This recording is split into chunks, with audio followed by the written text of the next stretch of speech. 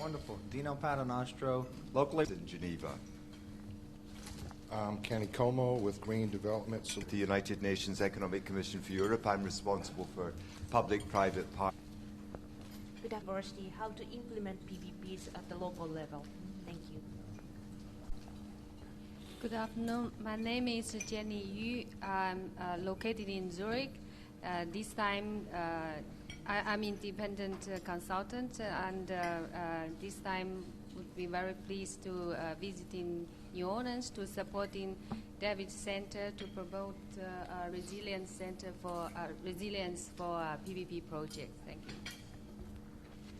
I'm Arvind Mayaram from India. I was formerly the Permanent Secretary for Treasury in India. And presently I'm chairman of an institute which is looking after sustainable infrastructure.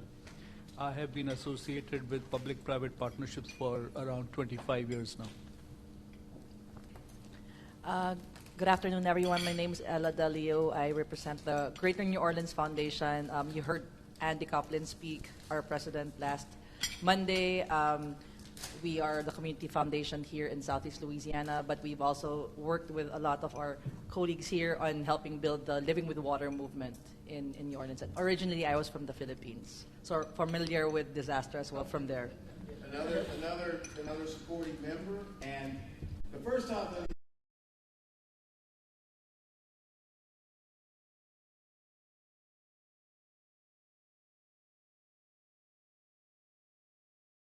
in my head was, oh my gosh, I wish you could have all been there to see Andy Collins' amazing presentation on Monday. But guess what? You can. Yes. Because all of these meetings and sessions have been live streamed and they're now archived, and it's simple. Sustainable, resilient. I'm going to go ahead and give you the address. We should have printed them on the program, but Bonnie Canal. I'm the Executive Director for Evacuteer. From Lafayette with the Acadiana Planning Commission. Hi, welcome to New Orleans. With my dear is really something. Thanks a lot. I'm Bruce May. I'm the Chief Content Officer for the International Sustainable Resilience Center. Allowed us to host this group a week. Was really of help to them. None of these centers are independently wealthy, but we are really, really grateful because that empowered us to do this. So without any further ado, I am thrilled to introduce one of my favorite people. She and her husband both are. And her mother is the primary reason that I'm sitting here today in this capacity. Kathleen is the daughter of our beloved late Governor Kathleen Blanco, who, as you know, was governor during Katrina, and it was Governor Blanco and Secretary of Economic Development Michael Olivier who said, come help us put something together to get this economy back going. That started this career in disaster resilience. So, friends, if you want to blame someone, you can blame Monique through her mom. Monique is the CEO of the Acadiana Planning Commission. Not only the CEO, but there was a former planning commission that unfortunately went under. And planning commissions are very essential to the economic growth of the United States. Planning and economic development go hand in hand. Economic development is primarily selling the product. Planning and development districts, or economic development districts as they're called now, supported in part by the Economic Development Administration, supported in part by the jurisdictions that they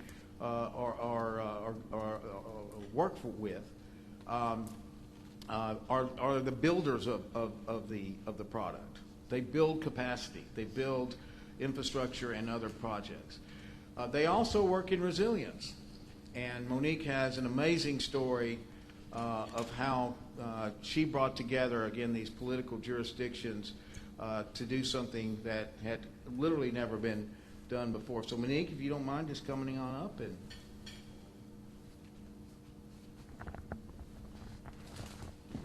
And I told Monique, I said, look, this is just a conversation. Just like you'd be telling someone sitting around a beer.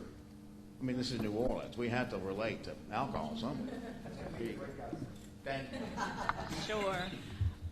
So Acadiana Planning Commission, as David was saying, is a planning commission. Our counterpart to GNO Inc. and Acadiana is One Acadiana, and one of our great partners.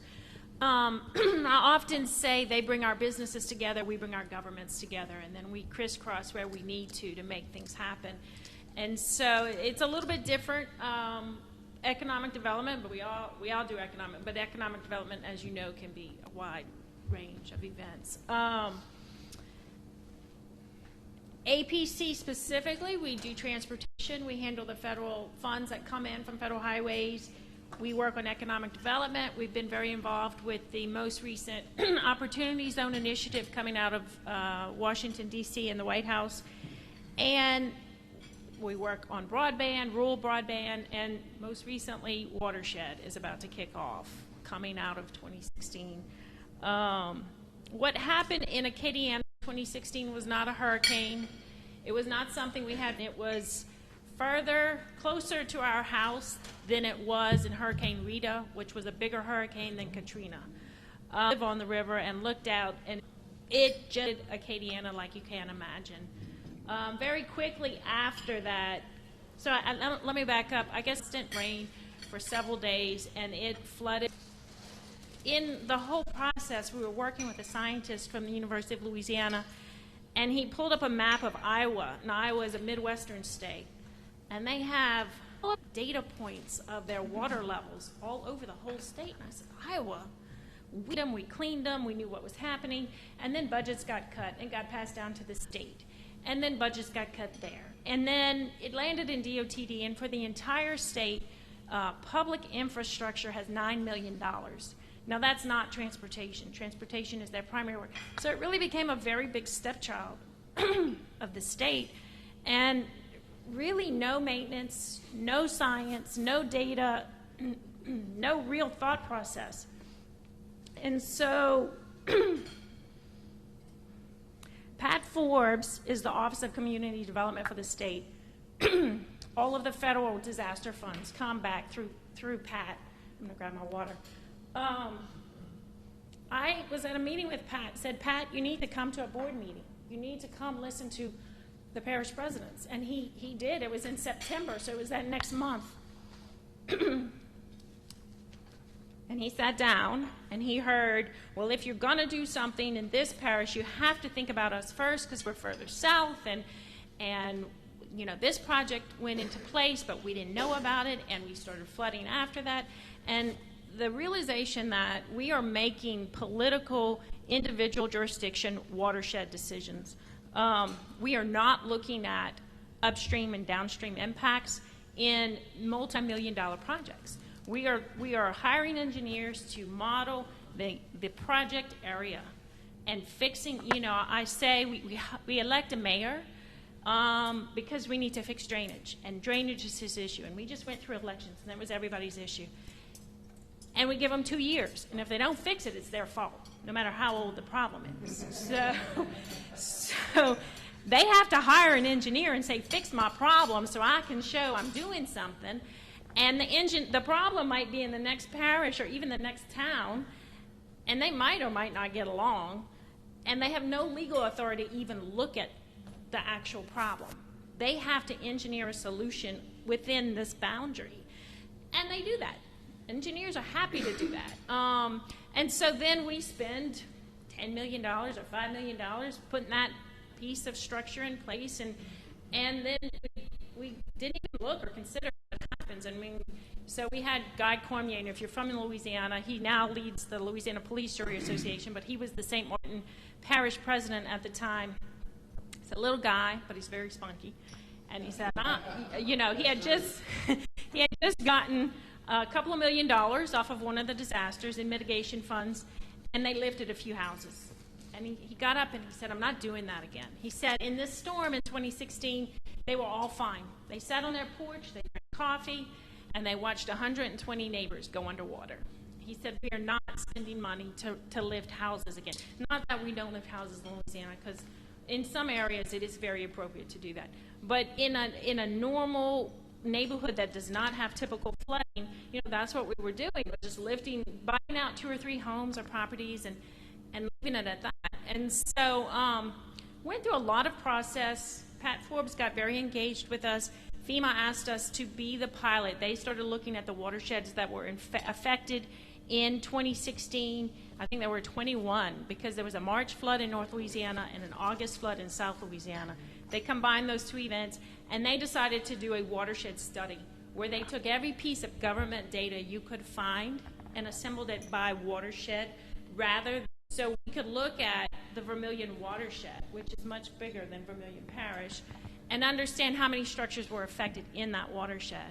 It's really common sense. And the cliche that everybody's so tired of is water knows no political boundaries. And so we asked the governor, we said, don't give each parish their share. Because what they do, they get a pot of money from FEMA after a disaster, and it's a obligation, and has to figure out something to do with a little pot of money. And we said, give us one pot, and they divide it. Give us one pot, we will prioritize drainage, we will not buy out properties. And so we got a $25 million allotment, which was great, except we didn't really have any real science. Hydrologic, then a rating. My staff, I have engineers, and my staff did a preliminary. Said, we're not here to make sure everybody gets a project, and we are not here to make sure everybody gets money. The key was to take the politics out of it, so that, and very clearly we said, we're not there to clean their ditches, but we are there to look at bigger problems that really have broader impacts that nobody's been looking at, and that was really our focus. And so we really like to allocate AP's $25 million, and I remember the morning of the meeting, Vienna.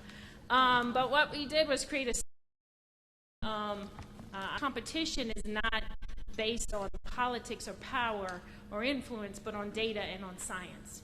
And that is the biggest key to taking that element out of decision-making process. It is to bring data into it. And so I remember in May of 2018, the governor opened up his press conference room, and we had a meeting there at the Capitol. We were trying to engage our legislators. So we just had a board meeting there, brought all the parish presidents, and we put this big infographic together, and the state was there.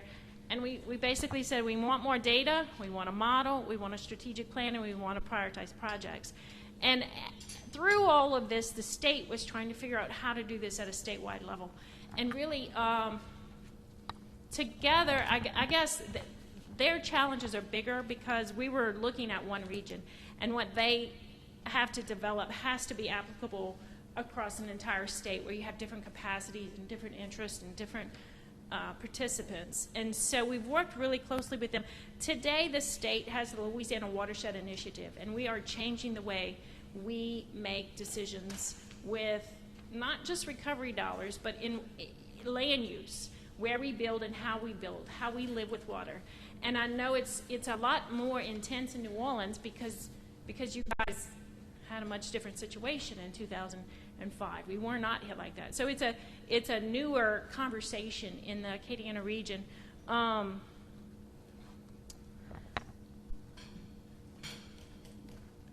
So the state, that's what I was talking about, I'm sorry.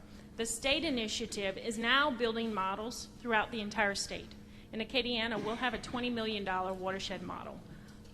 Each region will have, so the entire state, all of the waterways will have that science in place. We will be able to look at it and back up and say, you know what, we need to figure out where we hold water back. Water is flowing too fast into our rivers. You know, David mentioned the Vermilion River. It goes right through Lafayette. Very emotional to a lot of people. And there was a huge initiative just recently, well, through the election, through the last 9 to 12 months, to dredge the Vermilion. Huge public meetings, and Congressman Higgins got involved, and he led the charge, and he went to the Corps, and he demanded that they dredge the Vermilion River, and they said, we'll study it like the Corps does. And I'm not sure what the Corps was going to do with the amount of time, because they asked for a few months. And in the meantime, the scientists we've been working with at the University of Louisiana, they had developed a model and had some of their PhD students actually modeling the river. And so the Corps joined, I guess they brought their scientists together with the study coming out of the University of Louisiana. And last week, or 2 weeks ago, before Mardi Gras, we had a meeting to release the results to Congressman Higgins. He had gotten money for the Corps to do this. They did it. And the study came back and said you had 73 structures affected in 2016, and for $150 million, you'd be able to improve about 120 structures.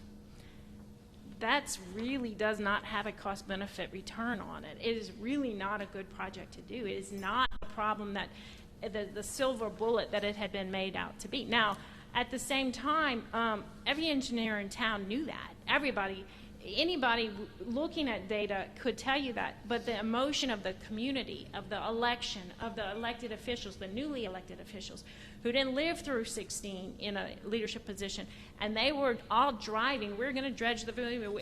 And, you know, it was creating a lot of insecurities around the region because other parishes were saying, no, no, no, if you do that, we get water faster. And so when Congressman Higgins came and they started talking, he got really angry because he had really stepped out in front of this thing. And he didn't quite know what to do because he had a press conference scheduled for 10 minutes after the meeting. And so I said to him, I have to thank you tremendously because this is where we have to go. We have to go to data-driven decisions, and we have to trust the data and look at the data and not make political, emotional decisions around $100 million projects. You know, and I think there's several in the state, and have we really looked at them from a complete upstream and downstream perspective, and is it really the most effective, efficient use of our money? You know, I believe that when we get down to it, we will have fewer infrastructure problems, we will have more green solutions, we have tremendous detention and retention naturally in this state. It will give us the opportunity to really learn how to leverage those parts of the state, those bayous and the areas where water is naturally. And it'll be more cost effective, it'll be more effective as far as lowering the floodplain, reducing impacts, and improving the quality of life. And so that I think, that's where we are. And well, the other thing the state did is put together these regions, these watershed regions. And so APC is heading up Region 5. We have 3 watersheds in there, 16 parishes, walking down the same path with 16 instead of 7. Very interesting. It's very interesting. And I'll say very excited about the variety of skill sets that have come to the table to create this steering committee to really decide what does, and the purpose of the steering committee.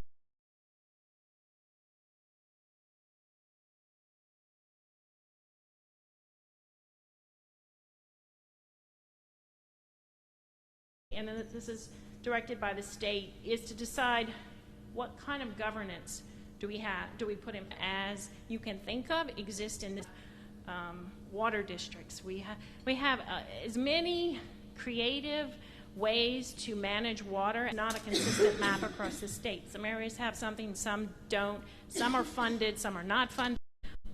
It's very ineffective and inefficient. But we are over the next year going to determine what governance looks like from a watershed perspective.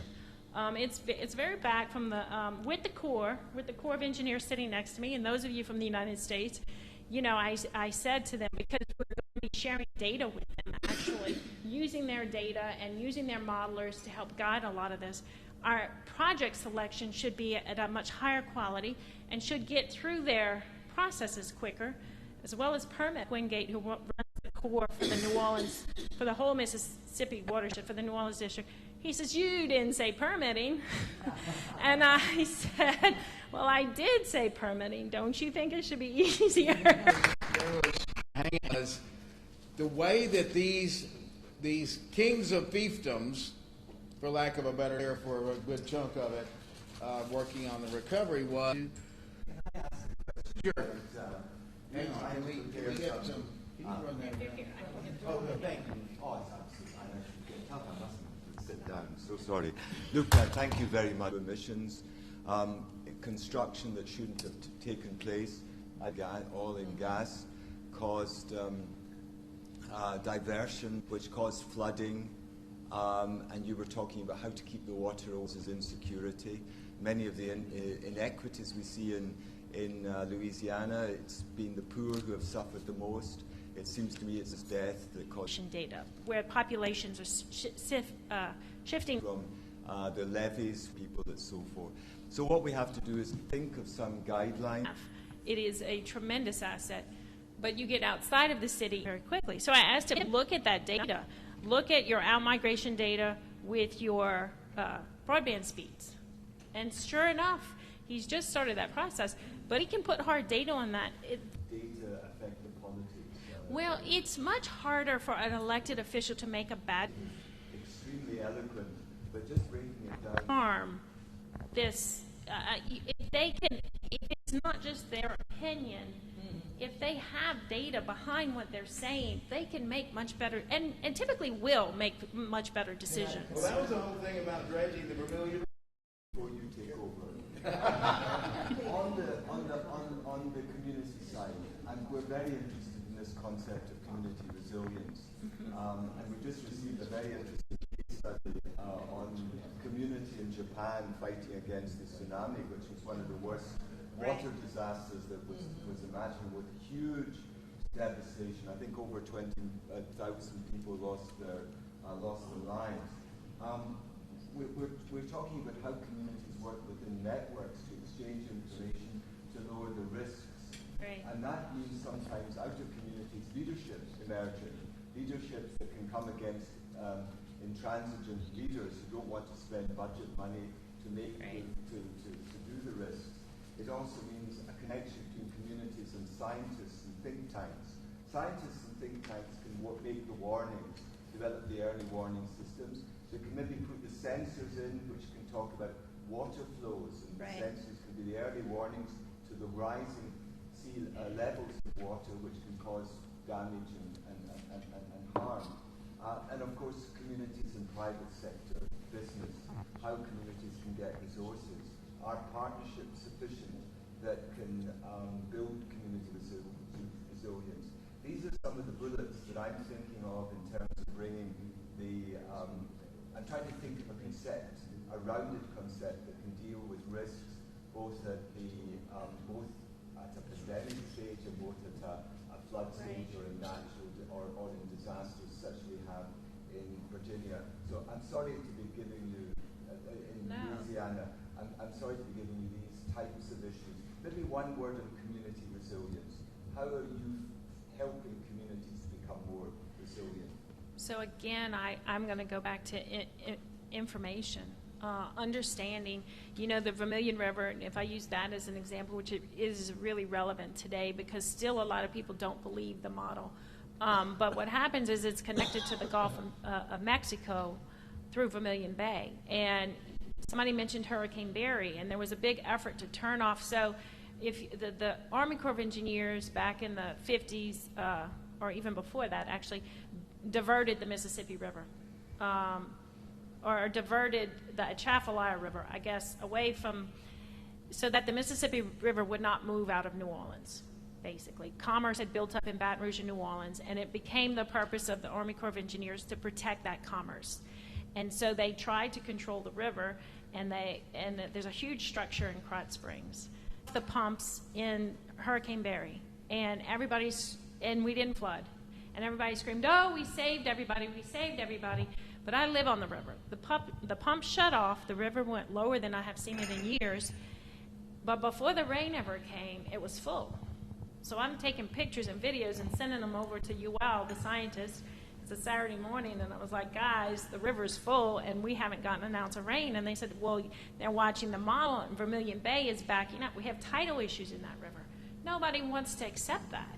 But that's a real reality. So you could dredge it, make it deeper, make it wider, and the Gulf of Mexico is coming right up to flatten it out at the same level. And so we could spend hundreds of millions of dollars dredging it, and we're still going to have the same surface level, which is controlling this river. There's very little slope on it, And so to help people understand the things that control that river, the slope, and we do have to break it down for our community to understand, but we have pretty savvy people around the waterways.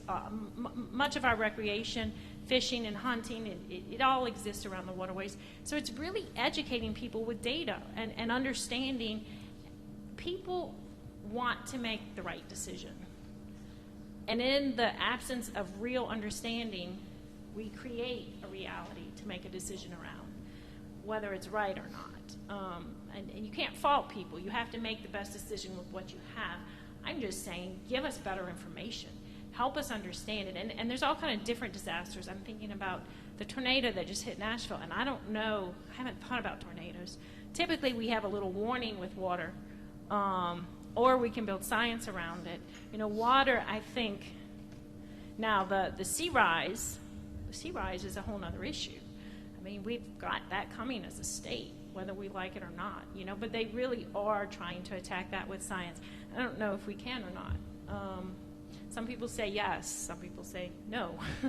But just as you're going maybe soon, private sector, this gentleman made one of the best remarks during our week's visit when he said that maybe a special fund should be set up to deal with the resilience issue coming from the causes of the problem in many the industry, the oil and gas industry. I actually have a further better idea that I elaborated on yesterday after talking. So like in Florida, I live in Florida now, but I'm born and raised here.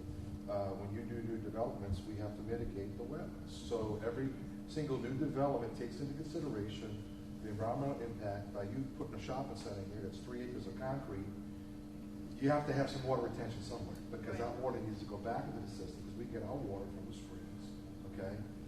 And then you have to, if you don't have those quote-unquote mitigation water credits, you have to go buy it.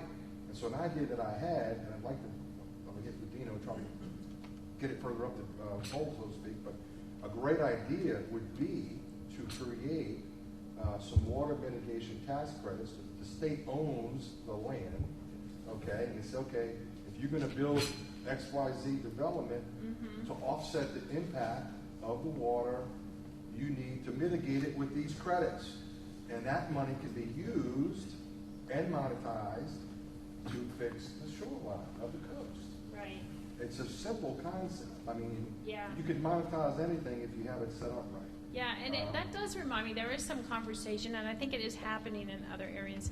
It's similar to the Paris Accord with the, with the carbon credits. It's a similar thing. Right. In Louisiana, we need water credits. But, you know, I will say this. We really have to back up in Louisiana and look at land use. Ordinances, and then implementation, and what's the word I'm looking for? Compliance. Exactly. Youngsville was one of the hardest hit cities in Louisiana, as was Central, which is near Baton Rouge. Both have about a 20% growth rate. Two of the fastest growing cities in the state. Tons of new development. And some of those, I shouldn't say it out loud, but there were waivers given in some of those neighborhoods when they were built. And those neighborhoods flooded. They're fast tracking. They're fast tracking. They're giving waivers. I mean, not the current mayor and not the current council. They really have buckled down. But over the years, some of those neighborhoods, and it's some of the older ones. You have to have stormwater. That's the term we use in Florida. You have to have stormwater mitigation and in Florida, in place, because the water has got to go somewhere. See, you guys in Florida, we really are trying to learn from what you're doing. You already have these watershed districts. You've got governance across the state. And and that was the question I was going to ask you. The next question was, we have what's called SWIFMUD, which is Southwest Florida Water Management District.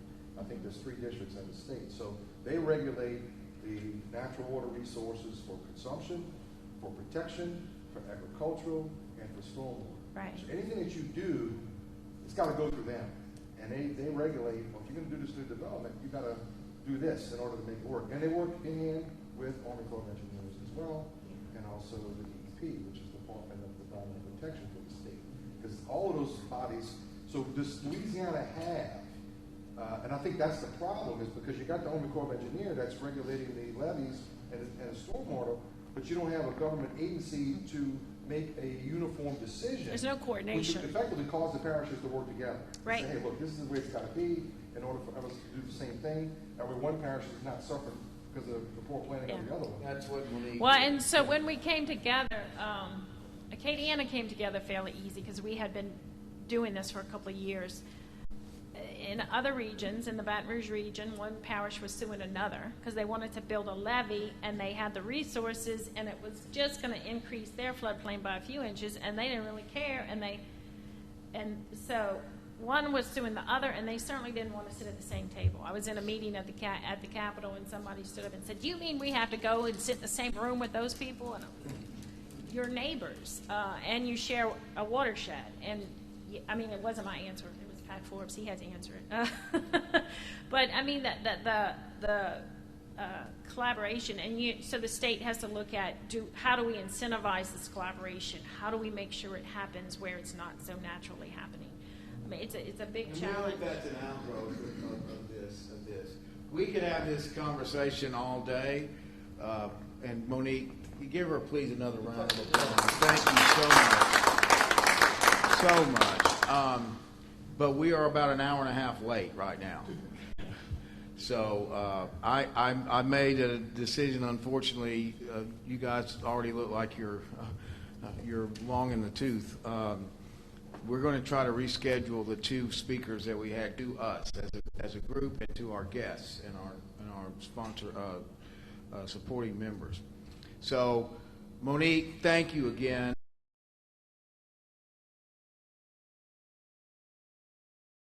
One more introduction. He came in late. Mike Rainey.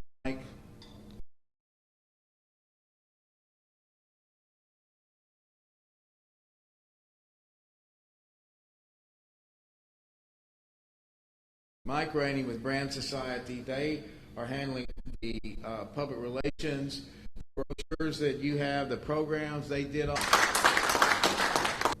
Pennies on the dollar.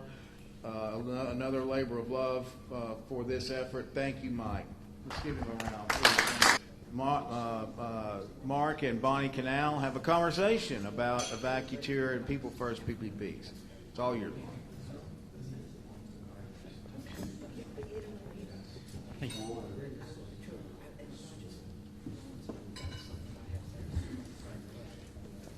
Well, thank you very much. Yes. What I'm trying to do is working upon for several years. I had to find progressively best practices, solution, and we have a full team of which will eventually to permit to develop lawyers which are on the institution for several years. I also have in store the benefit of having the Association of International Contractor Association representing the largest number of contractors all over the world, having participated to this. And today I will try to summarize what we have understood. So let's see. Sure. Okay.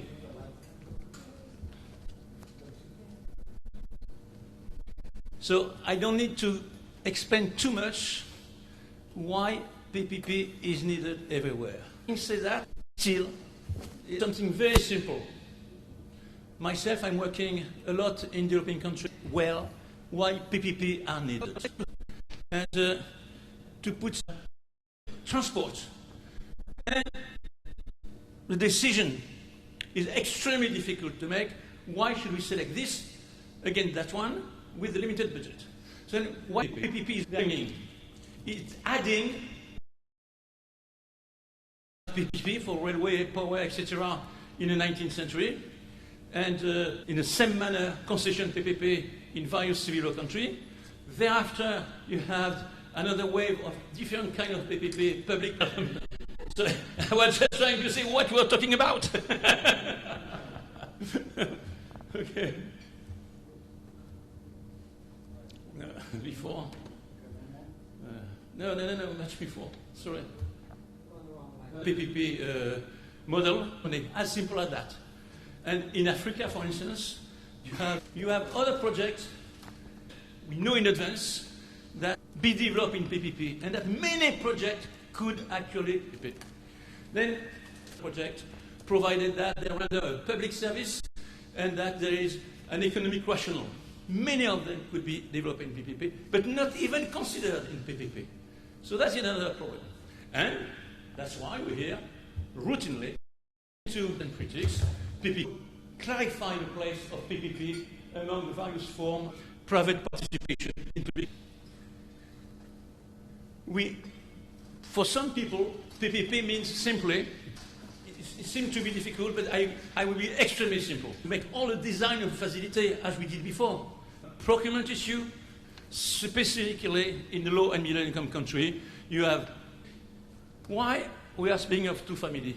Because a given amount of money, if the output is there, it is within a particular, to build all rehabilitated infrastructure, guaranteed to pay, because many things can be said about that. Quite important, major difference. The PFI, PPP family, public PPP, because from there we propose a definition. The next one, it has to find a budget entirely, and in second case, because the remuneration comes essentially. No plans, it's a liability for the public sector. You should not have detailed specific projects in operation around the world. There is no condition. After 30 years, for instance, the next one. So then, concession PPP family is well developed. Other group of countries where public payment in other country, where they also try this system, and that's why I lead to concession PPP and users fee. Main challenge, I forget to put the main one, which is so obvious to me that I forget it. The challenge is the time. How do you manage to have a contract valid for 30 years where the public sector company has to render a public service which need to be adapted to the interest of the people that they can afford? So that is the main point, is the time. Then the other one are well known. Complex and costly project development, participation in the private sector to project development, people interest, very difficult to evaluate in many cases, and then to put in a contract. Global contract approach, which is unfamiliar in many situations, and very, very poor track record in low and middle income countries. So I'm working upon for several years to find out what are the issues which are really, go to the next one, what are the issues which have to be solved, the issue, analyzed and overcome, and we need a methodology. And then if we go to the next slide, we see the 30 or so issues that we find essential to take into account. First one, PPP, I tell you that it's problem. I should tell you it is preparation. That is absolutely clear from planning and prioritization, which is by itself a huge organization with many processes. To have a chance to succeed, the planning must a vision at the country level, and from the vision at the country level, we look at what is possible in terms of developing infrastructure, public service, essential public service from the people, and then from there you have to sort out what is possible, what is not, which is a big challenge by itself, and you arrive to prioritization. The problem nowadays is that in most situations of planning, the planning authority don't have sufficient experience to add the PPP benefits in their project. And that's what we see everywhere in the world. And which means that several projects that could have been done in PPP are not even considered at the planning stage. So then, if you go downstream, it becomes complicated. And then, the procedural steps are here: socio-economic order of magnitude, pre-feasibility, economic and financial scenario, all that before procurement. Then you have a procurement, pre-selection, pre-qualification, request for proposal outcome-oriented, evaluation, global evaluation, dialogue, contract award. Then something which is overlooked in most cases is PPP contract condition. The usual contract condition doesn't work for PPP in most cases, especially when we are relating to a situation where you want to deliver essential public service for the people for a long period of time. You need to have a series of contract conditions which are different from the traditional one, failing which you have hardly no chance to succeed in resilience and sustainability. Resilience and sustainability means that you need to have a system which adapt. Construction conditions, that's not so difficult because you will always have standard condition of contract for design and build in some countries, and even design and build operation. We could quite easily adapt that. But many others are much more complex. Reference business case, public service scope and operation, adaptation of the service to the need, and partnering. Always working as a partner. If we say PPP, I mean partnering is essential. So that is a part of it. If we continue. Okay, then what do we have as a legal principle underlying public contract? In some countries, especially in civil law country, you have a full system of legal principle developed by the case law, which provides for an economic equilibrium in the contract. In other countries, you don't have that. So then the question is to say how to arrive to a good long-term equilibrium within the contract, and it is a question to raise. Due process, when there is a trial, applying equitable remedies, does it exist or not? How to improve? Public service priority, because whatever we say, it will always be the public and the people who are right. If the people are not satisfied with the service for X month problem, the contract will always be a contract in distress, will be terminated or other solution. Special right of the private company and sovereign right of the public authority. The public authority is accountable to the people. Being accountable to the people and in the interest of the public, he must have the right to interfere into the contract. He must have the right to terminate the contract, even if it is in public interest. Without that, don't try to think that there can be sustainable or resilient PPP. So that is an essential feature of resilient PPP. But then, if the public authority exercises such rights, it's obvious that the private sector must have rights which are additional to the right that you find in any contract, in terms of compensation, in terms of indemnification. So that is absolutely essential in order to have a chance to have resilient PPP. Legal framework, economic investment climate, and the business climate. So I go quickly. There are many things here also we have to be taken into account, and all that have been analyzed, and for all those elements, a center of excellence has proposed various reports and documents. So then, let's go further. Just have to do that now. So I will not have the time to develop this. You will see the slide, but essentially, the question is to be sure that it is a global planning and a country or regional master plan part of economic and national social development plan. So this is something which becomes standard. Nowadays, in developing countries, you have at least 50 countries which are based on this, based on a master plan and having people first PPP becoming more and more part of a global infrastructure planning. You need to have a shared socio-economic and political vision, share knowledge of the potential and limits of realistic PPP option. You must justify each time you make a PPP that the PPP has a better value for people than other public infrastructure delivery form, etc. So the outcome of the global planning is that in most cases there should be, at least in European countries, a list of infrastructure projects intended to be developed under the PPP contractual form. I just have to do this one? Okay. No. Sorry.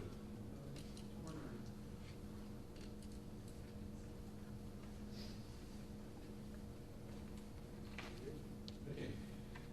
Thereafter, once there is sufficient analysis, you need to carry on with a blueprint of project prioritization. Thereafter, the contracting authority has to develop itself a pre-feasibility with a series of precise criteria, and it's only then that there is a possibility to put the project on competition. The feasibility itself is developed jointly between the public authority and the successful bidder, developing the function into a project, into a process, into a guarantee of output in terms of services. Thereafter, you have to find out how to procure People First PPP. The procurement of People First PPP is very different from traditional procurement. That is something else to fully understand. And you have very few procurement authorities around the world who understand how much it is different. It is different because in a bidding document, what do you need to have? Main objective, drafted in plain language. General scope of the service. Main functional and output requirements. Broad description of expected physical infrastructure. Main applicable norm and standard. Template clauses for the price agreement. Main evaluation criteria. It is, on the face of it, logic and simple. In practice, to do it, it is a challenge. If once a public authority in a procurement system has that in mind, then they are able to simplify a lot the procurement. Instead of spending a year to design a technical specification, they just spend a few months for this, and they put that bidding internationally.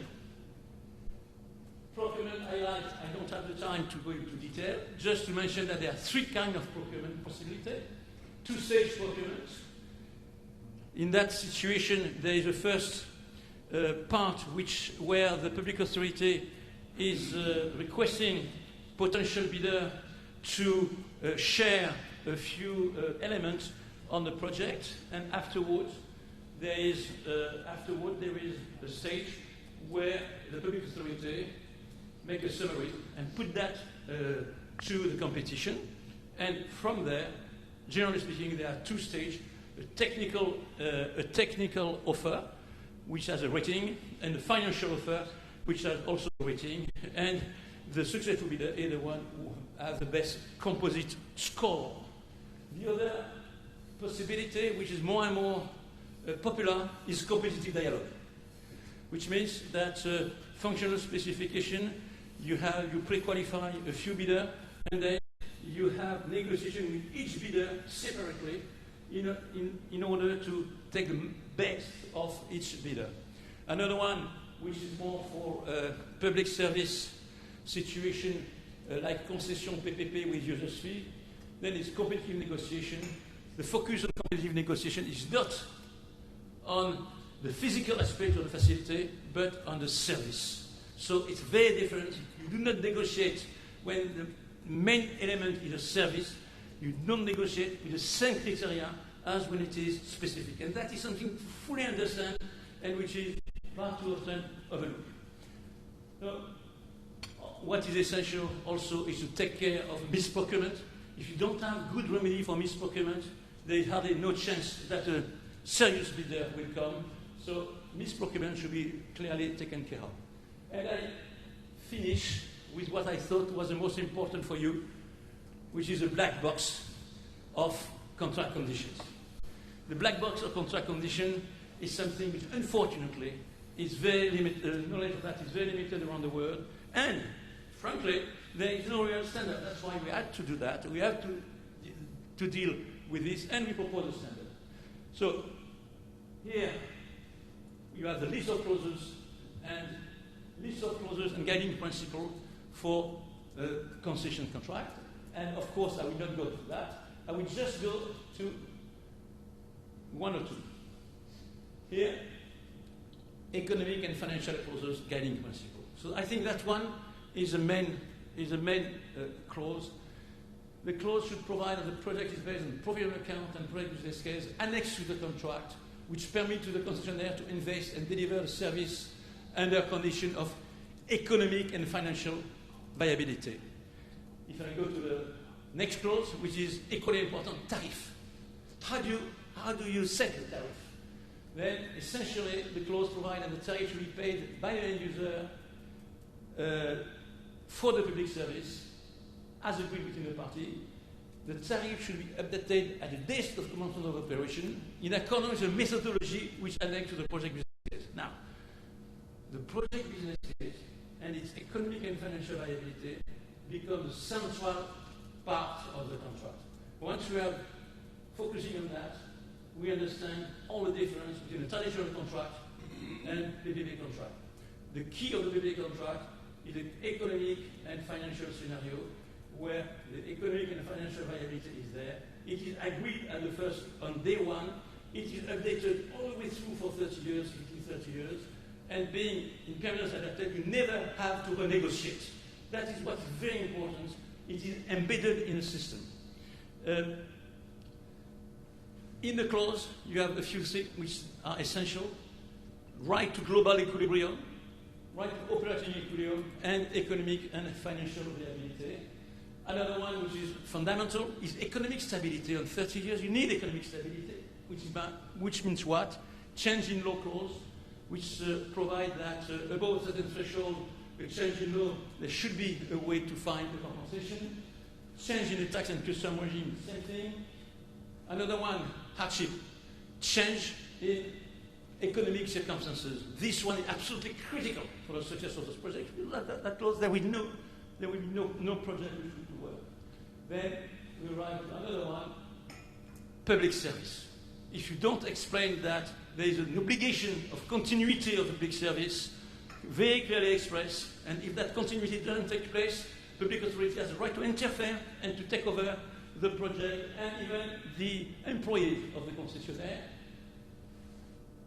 Public service need always to be adapted to the capacity of the people and to the evolution of the services. So then, if you don't have in a good PPP contract a clause on the operation of the service adaptation to changes of this kind, again, this contract has all chances to become a contract in distress very quickly.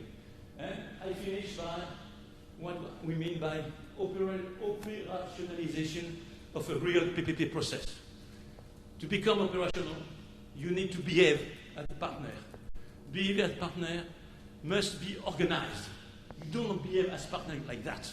It must be organized, so there must be clauses of partnering, which oblige the two parties in a very well-organized situation and with a good spirit to exchange between themselves, and often with a facilitator. And there must be a partnering charter. If you have that, and if you oblige the party before entering into any disagreement to consider that during a partnering meeting, which should take place each 3 months, that changes entirely the risk of having project in distress. And last but not least, it is the operationalization of process. It is the use of dispute boards, which also become more and more popular. We have 3 fully independent individuals which are highly specialized, which are grandfather of all this, which come each quarter and discuss with the party to resolve a solution. So that's why, in a nutshell, that's what to say, but I know that in interest of time, I limit to this, and thank you very much. Thank you, Mark. Wow. It's a wonder that, it's so sad that God doesn't have more enthusiasm. So now, this is something I really look forward to. We're going to witness a conversation between 2 very dynamic individuals. Come on around, Bonnie. We made an executive decision to get you guys out here. I thought that was my decision. No, it's being imposed upon you.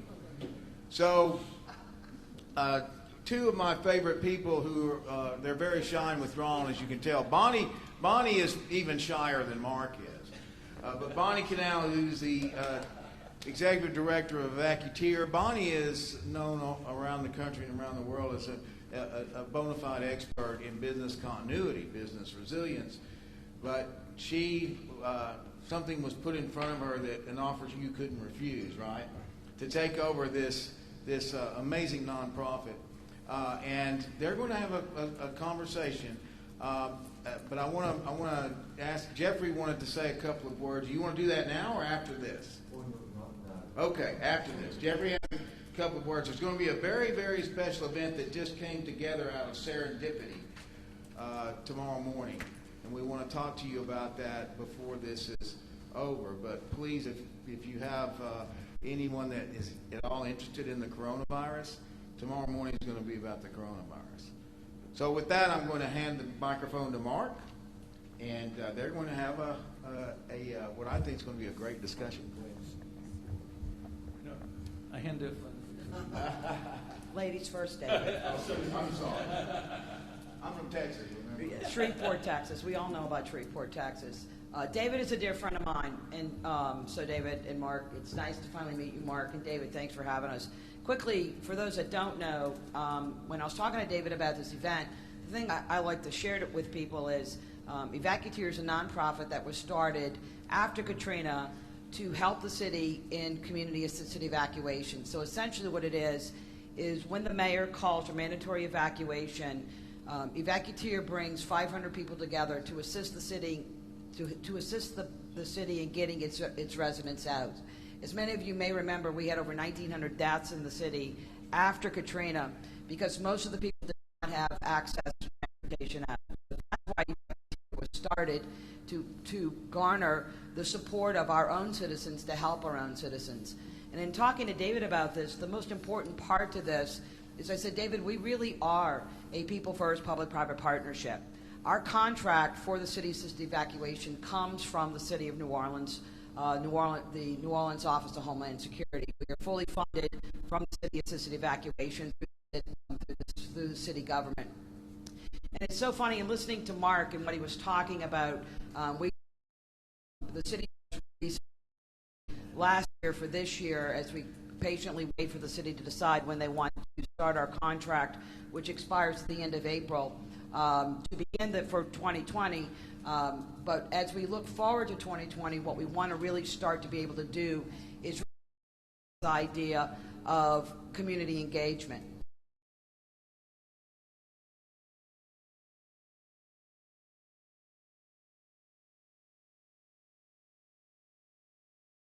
And so that's really kind of the conversation that Mark and I had.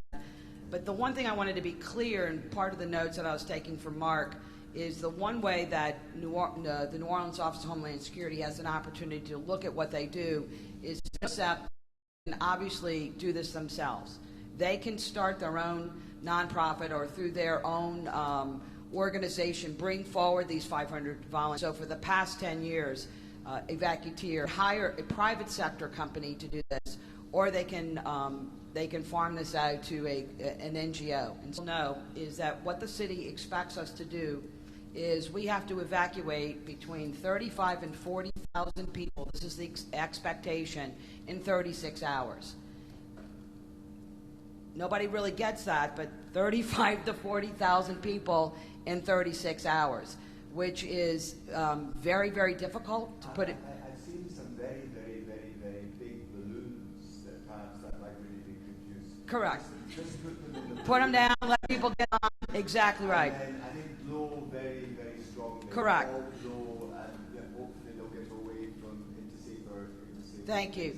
I'll share that with Colin Arnold just so that he knows that you felt the same way I did when I heard that number. And so part of the challenge, though, with us is, in truest sense of the word, that's physically impossible. We're relying on the Regional Transit Authority, which is our bus system, which runs well on a no day, and so part of our challenge is there's so many things up the food chain that this has to happen. So part of our thought process is we have to decrease the number that of the people that are actually utilize the CAE And so our answer to that is obviously going to be community outreach. And that's where Mark and I, David and I, kind of brought us together to kind of have this discussion, because when we're talking about people first, he's talking about it from an infrastructure perspective. We are really talking about how we can bring the community up to that public-private partnership, because it's no matter how high you build the infrastructure, you can build it here, but unless you have community input where you can bring these two pieces and parts together, then, as Mark says, you have a contract in distress. And that's really what we're trying to do, is through our contract with NOCEP is become, and my staff can speak very clearly to this, I've said this ad nauseum, is a true trusted partner to the City of New Orleans. We have thought leadership. We have the ability to drive thought leadership out not only to our 500 volunteers that we have, or our 4,900 people that exist within our database, but we can push this information out to the citizenry of New Orleans so that they understand what is happening and how they can react or respond to this, to the information. So that's why I'm sitting here, is simply to say what everyone in this room does is extremely important. However, if you do not have buy-in at the community level, the conversation I like to have is for someone. I'm going to do this infrastructure, project for you. If you lose people along the way, we can talk about what happened in the Broadmoor area with all of these great culverts that were being built. Andrew did it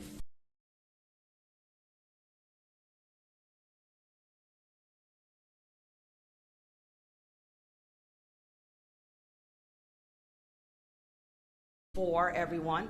It was over budget and behind time. All of a sudden, people within that conversation is to me, right? Because everything is, why are you doing this? It's supposed to help us. Now you're doing to me along with this conversation. So no matter what happens in the process, you have the people with you, and they're walking with you along the path. So that was our conversation that we had for 2 hours. So Mark, I'm going to leave this back to you, and then we may chit chat about Mark and I can chit chat for hours. So David, you can just tell us when you want us to stop.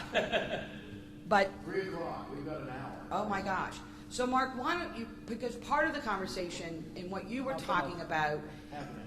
Okay, well, it doesn't matter. I'm being corrected. Half an hour. Thank you. They're afraid if I let you guys loose for an hour. Well, y'all can leave. Goodbye. See you later, and then you can leave. But Caitlin, you had. No, please. Yeah, no. No, you can. No, just in listening to both of you, and it's been. No, give her the mic. I'll give you the mic. It's been live streaming to the world. It's been a fascinating conversation, and thank you so much for more your economic systems approach and more your people approach. And so I'm listening to both of these conversations, and there seem like there are two different metrics, right? There's cultural acceptance for P3s, and there's how this sort of integration. On the cultural acceptance is also the contract side. So you're dealing with the project managers that are just about getting the infrastructure done. And so we have a divergent system, right? We have enabling legislation in the state of Louisiana that allows P3s. That's done at the state level. But a lot of our projects through the MPOs are prioritized at the regional level.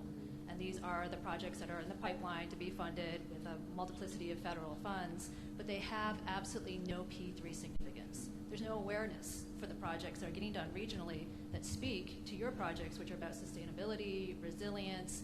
That's what they're prioritizing, but they have no P3 mindset. So how do you create this sort of cultural acceptance at the regional level on the contract project management side, while still also integrating the people focus, because they're divergent, right? One is advocacy, and it's allowing that voice to be amplified and heard in this process. The other is, I have a 3 to 4 year political deadline, get my project built right away, make sure this contract is in place. They're not necessarily talking to each other. So I'd love to hear that. I'll let him go, and then I'll put my part. Excellent comment. So now I will just speak by experience and by mentioning one project among others, which has been developed in Africa, in a country which is in a very bad situation in terms of governance, management, absolutely not possible to have any guarantee for the government or anything, but in the meantime, it has been possible to develop a project where the people remain happy after 10 years. So how that has been possible? it has only been possible because both parties at the time, the government and the possible bidder, both were in full agreement that the biggest risk they have is that this project, which is a project of developing a new port in deep water in the southeast of Madagascar, they knew that if the people were not happy with a city which is near the project, of all the benefits that the project could give to them for the life of the project, which is 30 to 40 years, then they knew that the project would become in distress, that they have to renegotiate, and then, as a result, the private company having a lot of experience say, I will not go into the project. So the solution to this has been to have an honest broker, an outside honest broker, helping all the parties to organize a system of empowerment of all the people impacted in the region by the project, or by the overall project. Actually, there were several projects. We found out that in order to have the port project develop with satisfaction, which are essential for the economy of the country, we couldn't have, at 5 kilometers from the port project, a city where there was hardly no water, hardly no power, and cholera. So then, both parties say, with honest broker, let's find the optimum solution to understand how this population at the regional level, then for each project eventually, but first at the regional level within the planning, will react from the project, what they expect from the project. Because the overall project impacts them negatively. You have to build a port, you have to make roads, you may have expropriation. So, but of course, it can impact them very positively on the long run, because then they will have the power at half the cost, the water at half the cost, and the possibility to develop their economy. The only solution found was that if we bring consultants for that from outside, it doesn't work. If you bring consultants to make consultation in such an environment, which is on a radius of about 200 miles, where you have different villages, so you have fishermen villages, you have agricultural villages, you have people who live in a city, you have civil servants who feel they are the strongest. If you just bring outside consultants, you know it doesn't work. So it has been decided that the first thing to do was to find out in the country, Madagascar, whether there were sociologists, ethnologists, which were sufficiently aware of all this to dig into those populations. And to be frank, it took time because they didn't have sociologists and ethnologists at a sufficient level. So the first thing to have a chance to empower the community has been to help the local ethnologists and sociologists themselves to plunge in locally in order to find out what the people really expect and really want. It took 6 months. Then the ethnologists and sociologists spent themselves 6 months in the villages and everywhere in order to try to understand. But trying to understand is not sufficient. They had to know how to present the project. They must know how to present the project. So then there was a training period for the sociologists and the environmentalists and the ethnologists in order to them to understand, to say what to say to the people. And then they came back and they say, in that particular village, if you just try to have a big consultation as you do in France, in Canada, etc., you're dead. The women will never be in front, or if they are in front, the women will never be able to express exactly what they want.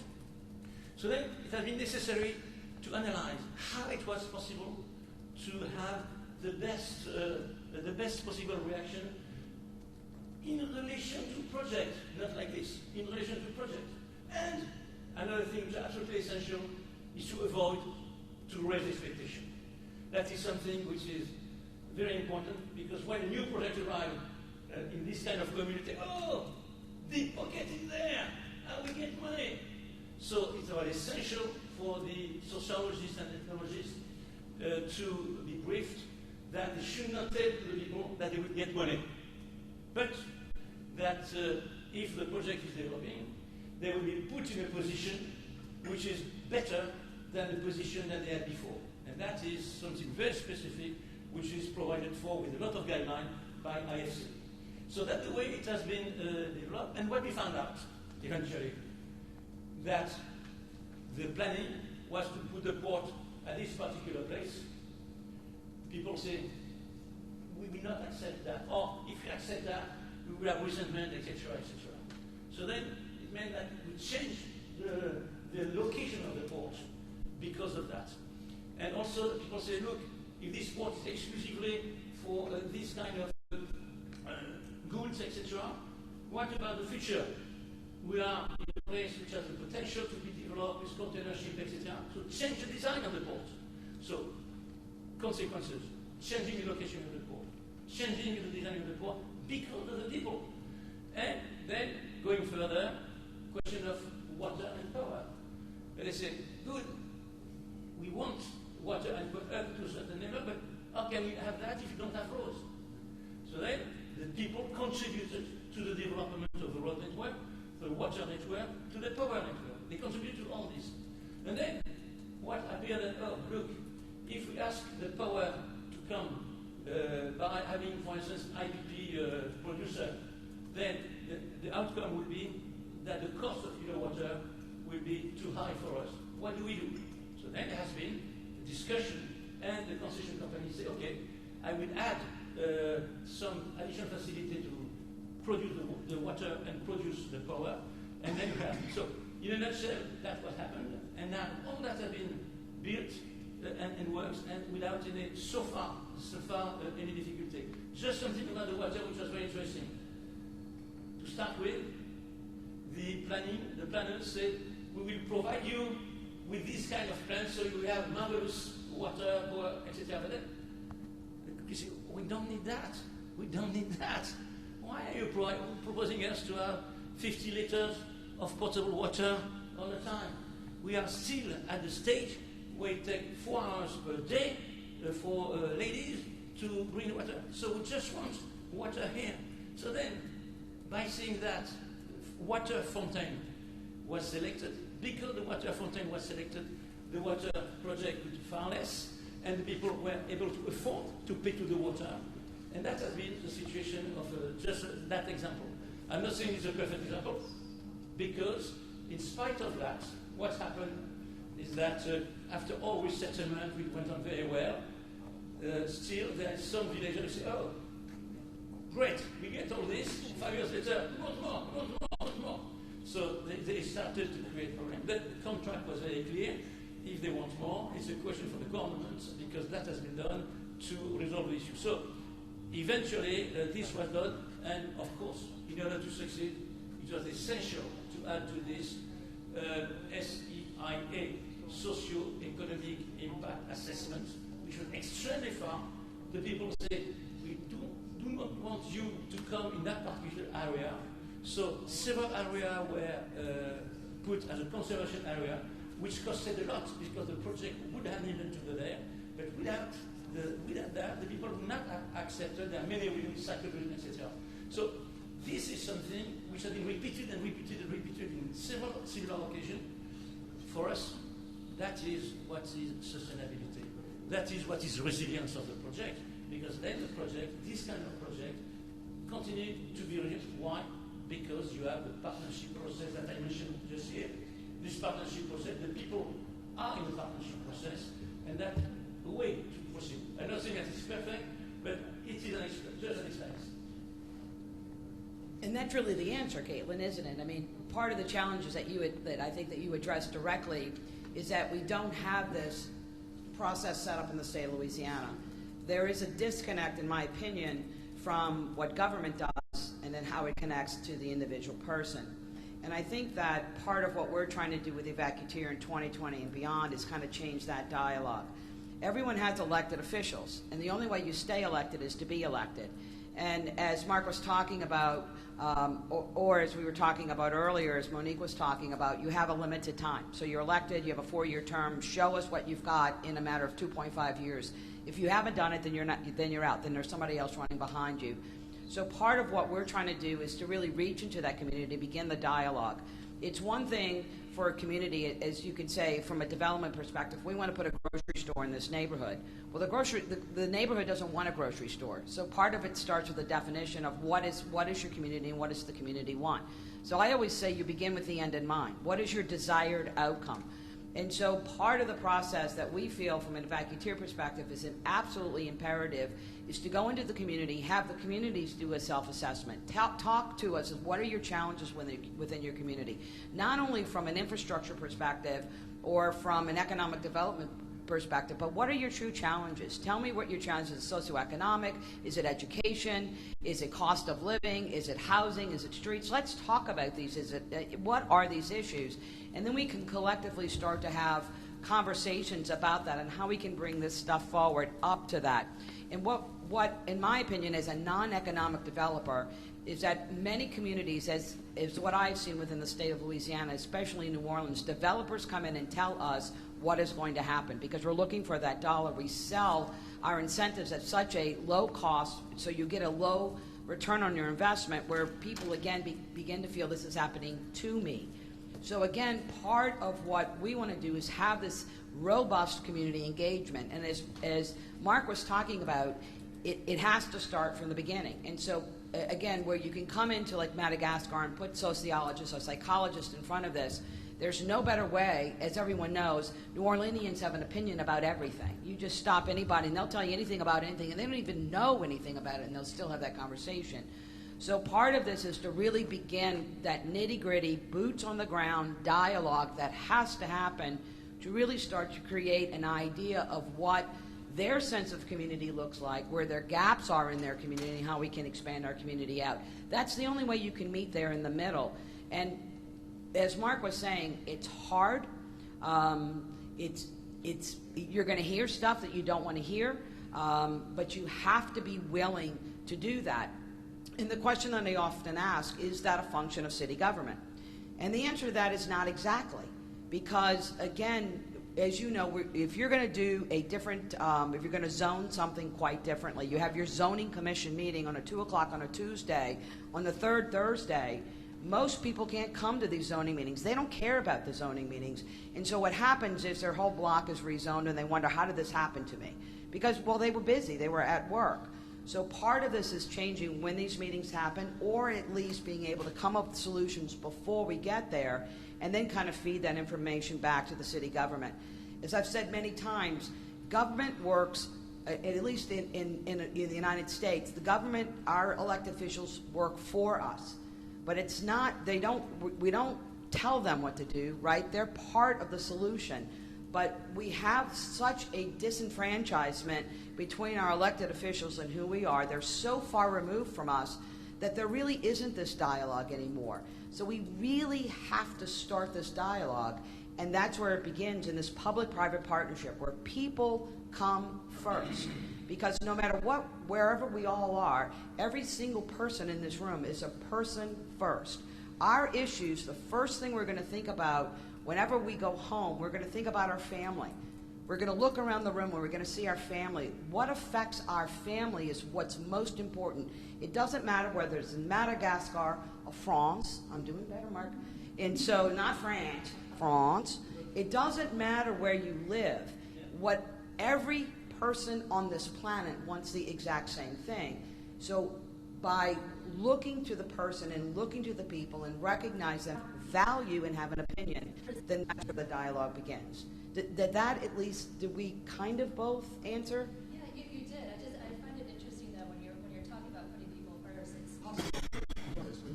It then happens to change sometimes what they want. Now they want what you just told them is really cool, and they want that. Right. Well, that's what you wanted to do in the first place. Go out to meet. So the analogy that I always use is I have them, you meet me now, you're engaged.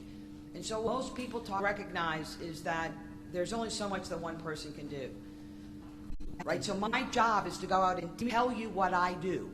And now I've done all, look, I've done 5,000 outreaches this year and have achieved nothing because all I've done is told you. That it's so really difficult. It is. Over very specific things. And then you would even, of this. Because again, it's how do we get the communities mobilized threat? And I think that would get people on their toes. So it's going through whoever you want to, by put people in the dock and scrutinize. We ask local sociologists to go there. We ask other people to go there to exchange with the people. And to give you a very simple example, in the project I'm mentioning here, then for a village, for instance, what is the impact on the other person? If you ask, you see. I don't feel happy with myself. I just Please. feel a load of nonsense. And I'm determined to avoid going into this nonsensical trap. I'd like to deal with Project Sagoshi. Yunnan was writing her thesis. Remember Sagoshi in the tsunami-affected region. A web app called Nextdoor.com. And you can set up those calls and neighbors will get to know each other. It'll enhance the community, and as a community organizer, kind of what you're doing, and educate those, hey, these are the issues for our community. Stop, I would go out to this.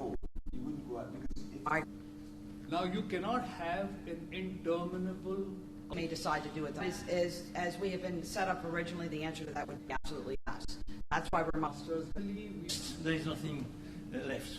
So then the principle is to put in the contract that the investment decision is subject to a situation, consultation and exchanges. The sector is likely to lose 2 years, but it's much better to lose. We put in the contract. We know in advance that.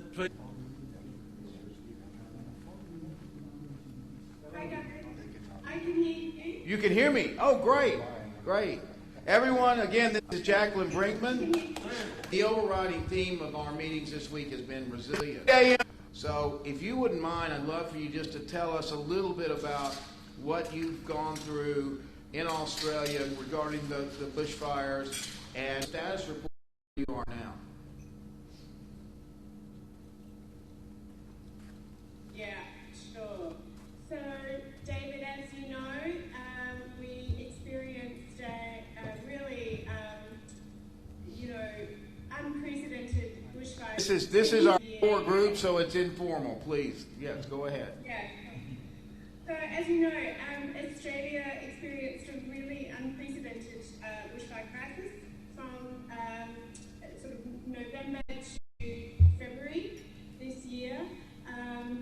Through that disaster, around 11 million hectares of land late last year. So I'm based here in the Blue Mountains, for example, where the only proclaimed city in a World Heritage Area here, and we actually have 80 Wana World Heritage Rainforest, which is, really ancient rainforest, was burned.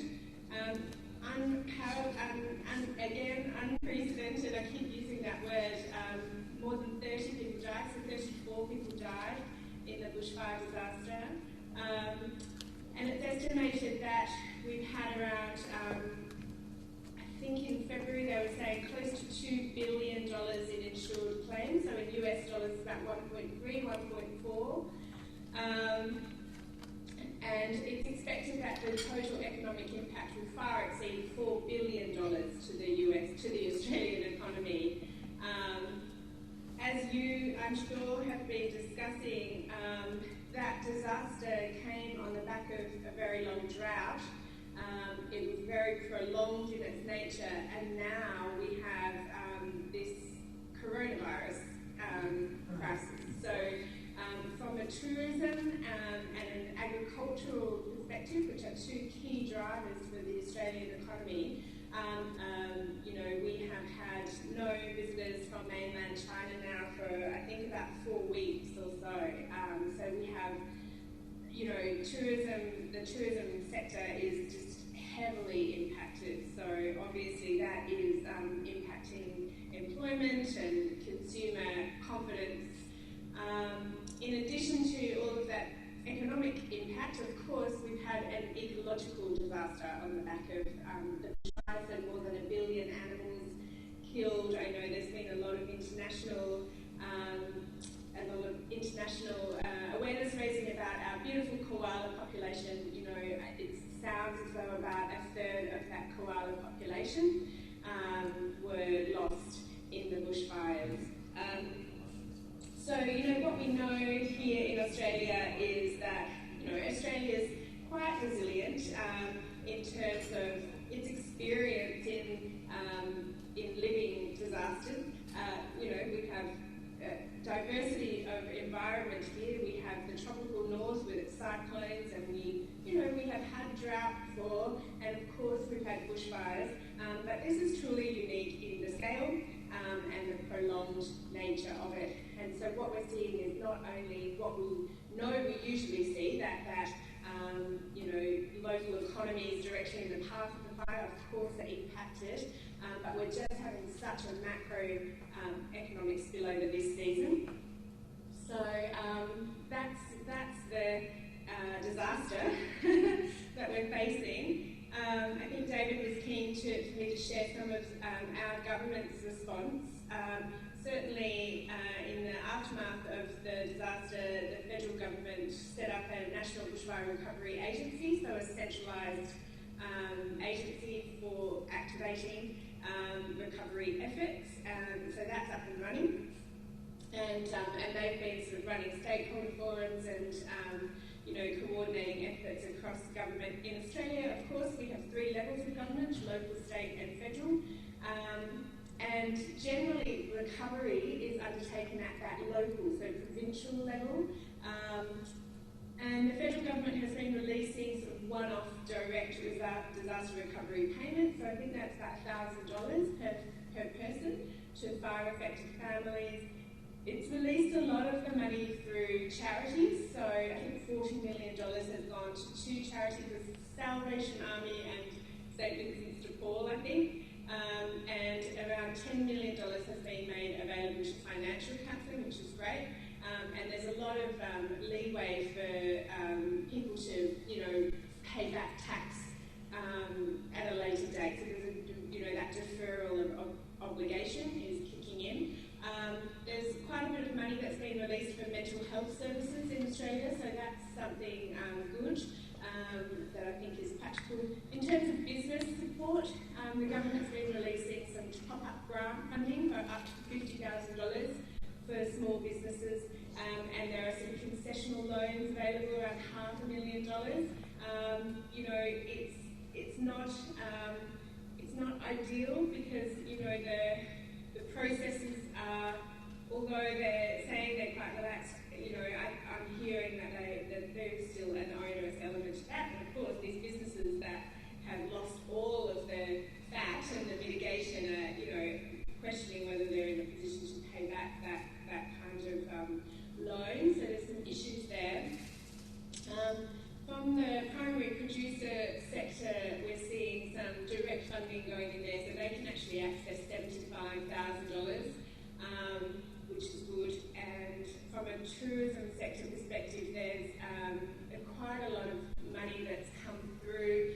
But again, that's not going directly to the tourism sector. That's actually going to domestic and global marketing campaigns. So I think that we will see that, you know, we will lose some tourism operators because they're not getting that direct support. So that's of some concern. And local governments have been receiving funds through the federal government for the clean-up and the recovery. I think $1 million just was granted to each one straight off the bat. And the sharing of the clean-up, which is generally a local government responsibility, the federal government is taking 50% of that responsibility, so that's some pressure off the local governments, which is great. And of course, there's a number of funding initiatives going through for wildlife protection and habitat restoration, increased firefighting resources and the like. As you know, in Australia, you might have heard that our firefighting efforts are largely done by volunteers. So we have So they're not paid. You know, there's a raft of sort of coordinators and managers in the centralised agency that are paid, obviously, but by and large, the firefighting on the ground is done by mums and dads and uni students, but largely mums and dads. And increasingly, you know, one of the things that I strongly recall from the summit of hell that we've had is these images of, you know, sort of your dad's age going out and, you know, 12-hour days into the bush. The Australian bush is not, you know... Not for the faint of heart. Yeah, not for the faint of heart. So very challenging circumstances. So that's from a national point of view. The federal government has also announced a Royal Commission. There was a lot of political pressure on the government to do that. Now, I don't know, generally, you know, there's sort of two thoughts with this. We've had Royal Commissions into bushfire disasters in Australia before, and, you know, what else is it going to tell us? I think there's a certain sense that people would have preferred a climate change Royal Commission. And, you know, but we have a government reluctant to talk about climate change and acknowledge its role in this kind of environmental and ecological crisis. So we work with what we have. But that certainly gives you an idea of the federal government response. The organisation that I head up here in Australia is Economic Development Australia, and we're the national peak body for economic development professionals. So I have, David just now, yesterday we had our figures revised and we are close to 1,000 members now in Australia. It's crazy. Wow. Who are all in these local government roles and state government roles and regional development roles. So these are the people on the ground fostering the collaboration, you know, and trying to invest attraction, building clusters, you know, business support, and identifying specialisations and that type of thing. So it's that grassroots sector that I work with here in Australia. And of course, as you know, your audience there today would know, they are the people with the deepest connection and I think the strongest understanding in relation to the social and the economic ecosystems in their community. So their role in economic recovery after a disaster is absolutely critical. So our job at Economic Development Australia is really to support that professional sector during this recovery period. So we're doing that in a number of ways just now. Quite an impressive. Please give her a hand. Jacqueline has been. When Jacqueline and I initially connected, I guess a month ago, Jacqueline, the fires were approaching her home. So you know, this is from the vantage point of not only her role as CEO of this national association, but also as someone who herself has experienced the fires. If you would, those of us here that would like to talk with Jacqueline, please identify yourself to her first, just who you are and who you're with. Jeffrey. Yes, thank you. Thank you very much, Jacqueline. My name is Jeffrey Hamilton. I work at the United Nations Economic Commission for Europe, and I'm responsible for public-private partnerships. Now, Australia, as you know, has a very strong... Sorry. That goes to that camera, and this mic is here. I think if you guys would mind coming up, it would work better. Yes, sorry. Come closer. You're welcome. Come closer. Come on down. So I do it like this, right? I can't find. That's for that camera. In front of him. Yes. So Jeffrey, you'll see where you can see yourself on the camera, then she can see your image. Yes. Move toward the Yes, There you go. Now. Jeffrey's too tall. Jacqueline, I work in Geneva with the United Nations Economic Commission for Europe. Fantastic. We're responsible for public-private partnerships in Geneva for the Sustainable Development Goals. And we have I've been to Australia, been to Canberra, talked a lot. You have infrastructure hubs there in Sydney. I'm particularly interested, and so the group of experts are, on the role, potential, maybe not, in disaster risk reduction and in sort of preparedness against disasters, and whether there is in fact a role the private sector could play in this. We're also discussing the coronavirus, and we're looking at, for example, some high-tech Chinese companies helping with community resilience in the current debacle in China by setting up chat lines between doctors and their patients or potential patients who are isolated in their own homes just now. But there's a whole number of types of partnerships that could happen in that challenge that seem interesting, at least. But the question of bushfires, this seems... we actually have Arvind Mairam, who is the former finance minister of India, and there is a project whereby you can give, in certain designated areas, the responsibility for looking after that area to maybe a private company, to make sure that there aren't so many fires that are going on, or at least stopping the fires from taking place in the first business. Has there been any within your network addressing and stopping these further bushfires in the future?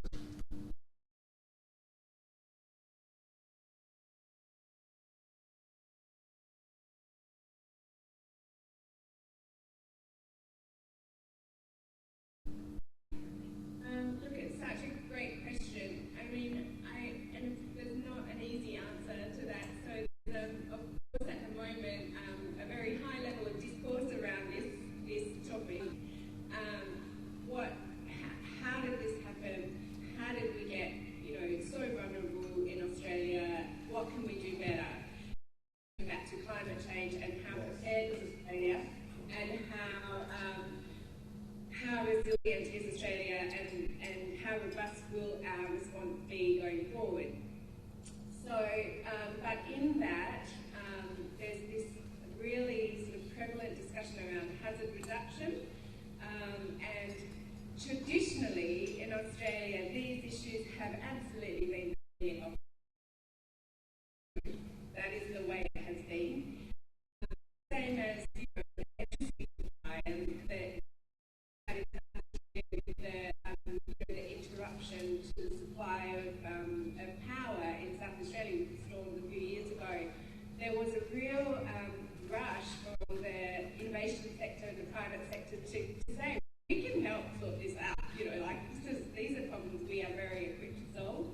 And there was a sense that the government was going to enter into those partnerships, and that was great. Then there was a government shift in South Australia.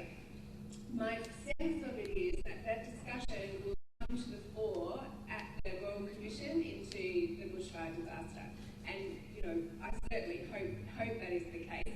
And I mean, I would be very pleased to stay in touch with yourself and your team, through David, and certainly facilitate those kind of discussions, because it's my view that Australia must do that. I mean, I was just yesterday with the CEOs and the chairmen of RDAs, which is the federal government level that funds regions, so regional development.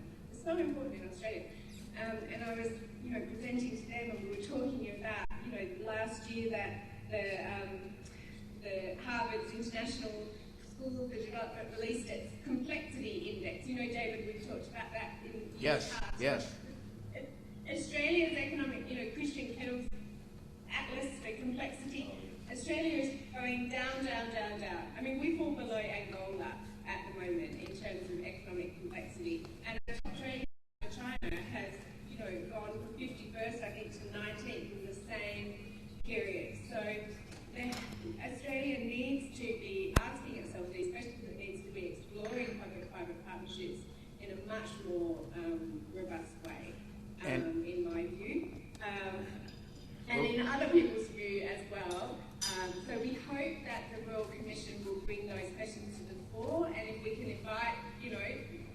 leaders in this space globally into that discussion, would be very grateful to do that.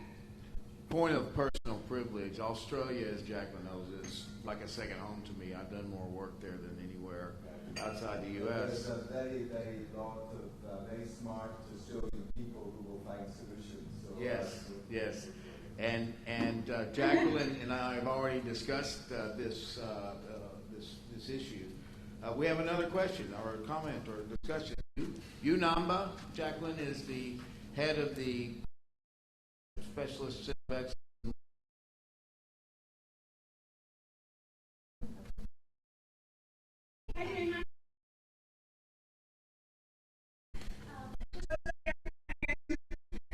Speak a lot of Japanese.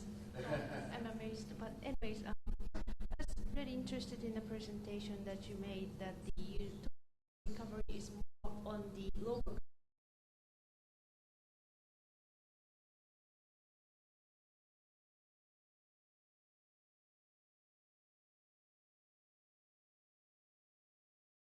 Government. Sorry, David, I'm losing the connection a little bit. Yeah, we're losing it a little bit.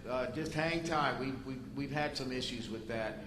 But I think you was asking about local, again, her center's local governance, that a lot of these issues have been historically handled by local government. Australian institutions set up is that the local government is very weak and they don't have much tax revenue coming in to the municipal level or provincial level. Most of the money stays in state or the federal level. And I was just wondering, since this bushfire is so huge and massive, is there any point that the people would say, no longer this issue is on the local government, maybe we should take this over to the state or the federal level, rather than just staying it to the local level? I didn't quite hear the question, but I think it's around differentiating responsibility between the local... Yes, and the issue she's asking is, have the local government said, look, we're tired of bearing the full burden of this. We need some federal government. Yeah, yes.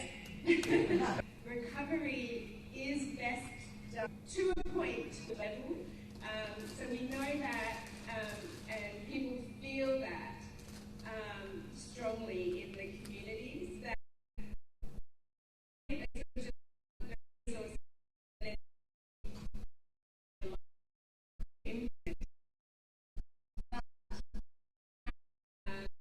agricultural sector and tourism sector that know, so those industries that really do require a national mobilisation and national representation to position themselves and consistently to all of the local governments. As far as I know, that's the first time that's happened in that way. So I think about 62 local governments just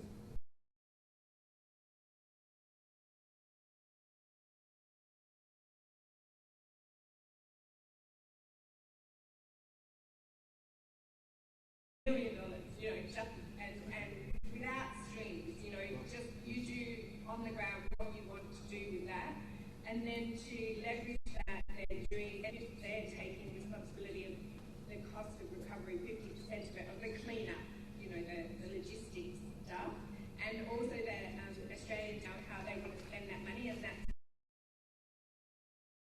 with this disaster in Australia, and this might have been reflected in the international media, and I wish I could have been there this week because I was very keen to understand what would be broadcast and how that was being perceived internationally. That's of great interest to me. But what was happening on the and desperation that the federal government isn't showing leadership during the crisis. So you might recall, our Prime Minister went on holiday to Hawaii. He was not here on the ground. When he came back, he was not well received in the region. And I've actually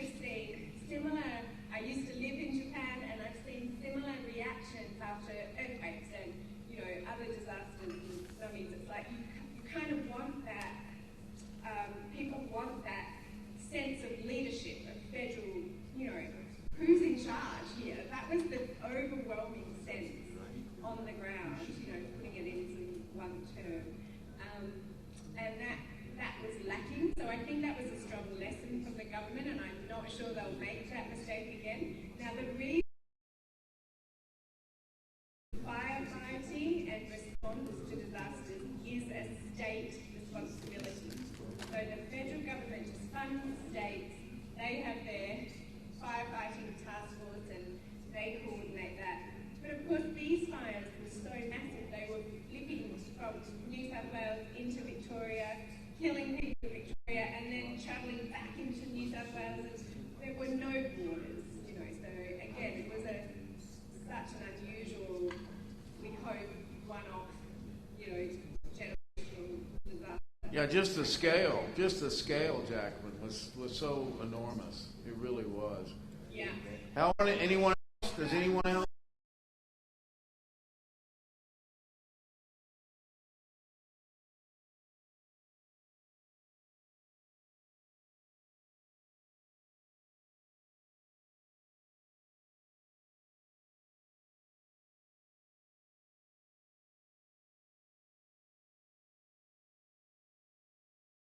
To say something? Develop sustainable communities.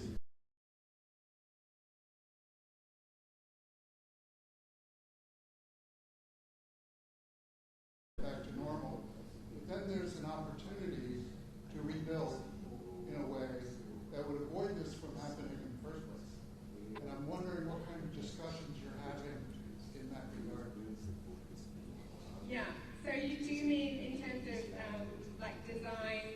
Not be so vulnerable if another fire happened, as well as preventing the fire in the first place. But buildings that don't burn.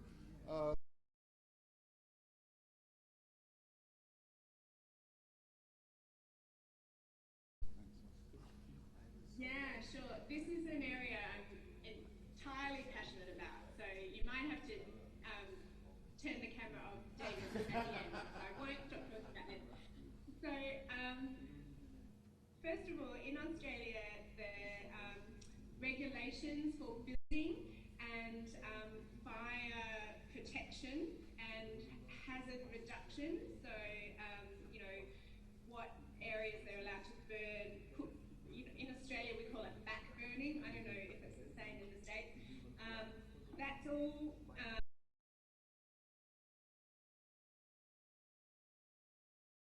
so in New South Wales, it's the Rural Fire Service, and they are the ones that set the code. So we have what's called bush.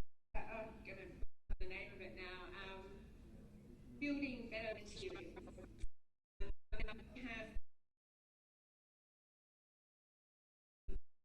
code for you know, if you live in a bushfire-prone area. I'm not sure if you can see. I live in the Blue Mountains here. My BA bushfire level, bushfire attack level, is really high because I'm very bushfire prone where we are. So we're very close to an escarpment on a cliff. You know, the fire, if it starts in the valley, would rip up, which is why, you know, when everything was happening, it was very stressful.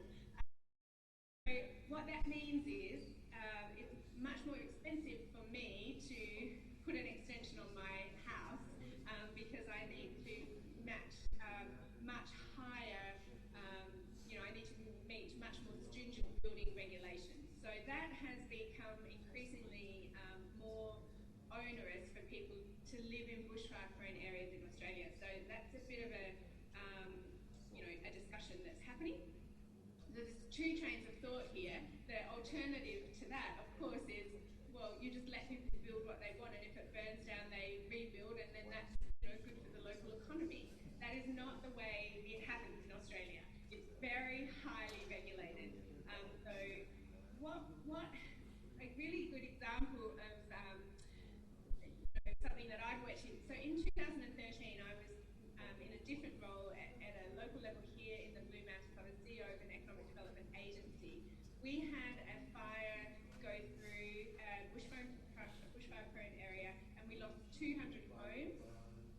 And that was, at that time, in 2013, the single biggest fire event, like the biggest biggest loss of homes of any fire in New South Wales ever.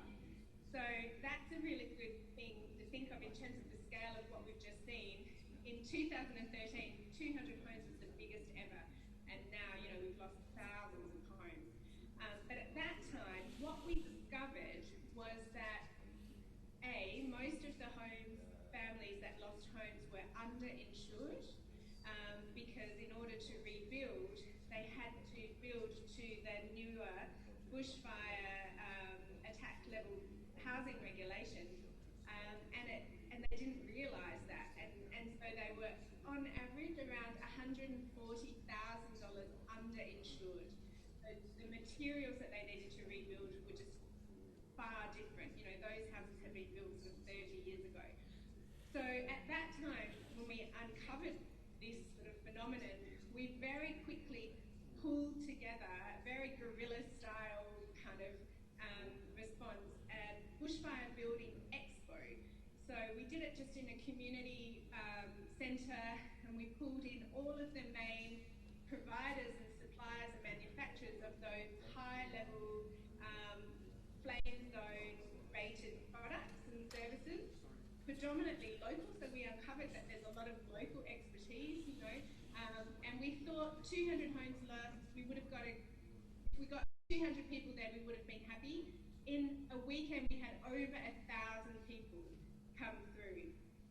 So everybody was seeking information about how do they, build their homes, but also how do people make their homes safer in the event of the next bushfire. So from that sort of kindling, if you like, to part of the pun, we then developed what's now known as the National Bushfire Building Conference, and that happens annually, and we attract speakers from all over the world to come to that conference, which is the only one in Australia focused entirely on building, design, landscaping for bushfire-prone areas. So that's something that we started in 2013, and you know, I've had feedback. I mean, I'm not involved in that local effort anymore because I have this national job, but it's something that's got a great legacy because, you know, they're ready now to take that on a roadshow into these regions to help those communities build back better. So luckily with that work we did in 2013, there is greater awareness around the mitigation. We have a lot of expertise in that space here in Australia through the CSIRO and a couple of universities, in particular in Queensland, around, they'll never say that they're bushfire safe, but certainly, you know, we're certainly leaders in bushfire resistant homes. And then just quickly, another area that I think hasn't been exploited in Australia to its full potential is the practice of Indigenous forest management. And I think we're going to see that come through. This traditional burning that the First Peoples of Australia did, you know, there's a lot of knowledge there that has traditionally in Australia has not been tapped into by these state fire agencies. You know, you get your local brigades that have their local... Yeah, I think this is a good example to others on how, I know in New Orleans here, they're after a disaster, rebuilding better. Why did this happen? How can we prevent it in the future? And how can we rebuild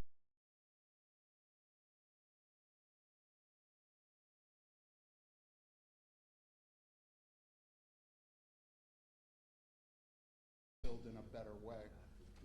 And I think it's a question we're all asking in terms of resilience, especially after natural disasters. Yeah. Or even Thank you. rebuilding at all. Or be, yeah. You shouldn't even have to worry. Jacqueline, we really appreciate you coming on this early in the morning, your time on this early in the morning. We certainly have deeply appreciated and have enjoyed hearing from you, and certainly wish you guys all the best in the future. Anything else you want to say? Jeffrey, anyone else? Thank you. Was there something you wanted to say, Jeffrey? You're good? Can you please go through what the program for tomorrow so we can remember it? Yes, this all came together. One of my favorite words that Jeffrey used to have this is a session on coronavirus.